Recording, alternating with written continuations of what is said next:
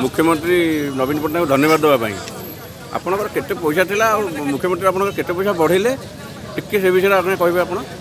मोर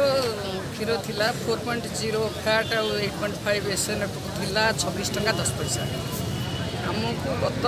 September मास ठारू मुख्यमंत्री 1 टंका अधिका देइथिले एबे सेटा को 2 टंका करबा पई करिसंती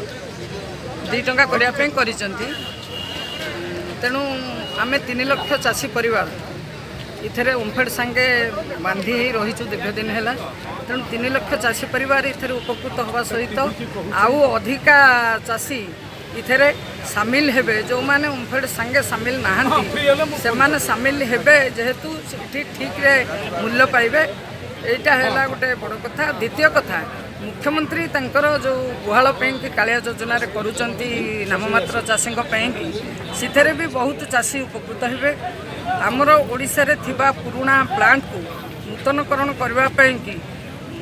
मुख्यमंत्री महोदय जो सहयोग देइचंती सहयोगर हाथ बढ़ाई अर्थर अनुदान ठारू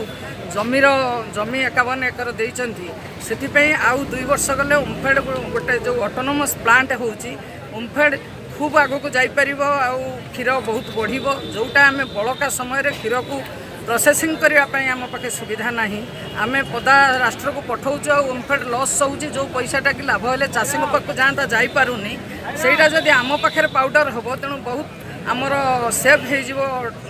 टंका तेणु से पाउडर प्लांट आरंभ हो गलानी अरिलो पाखरे बांकी निर्वाचन मंडली अरिलो पाखरे आरंभ हो गलानी ये सबू को लेकिन आमे मुख्यमंत्री की अशेष अशेष धन्यवाद दौचु जे यही प्रक्रिया आगु को चालू रहिले ओडिशार 3 लाख कौन 10 लाख चाषी इथे उपकृत हेबे ओमफेड जो प्रतिदिन 5 लाख रु 6 लाख लिटर क्षीर करुच्ची से 10 लाख रु 15 लाख लिटर क्षीर रे पहुँचब आउ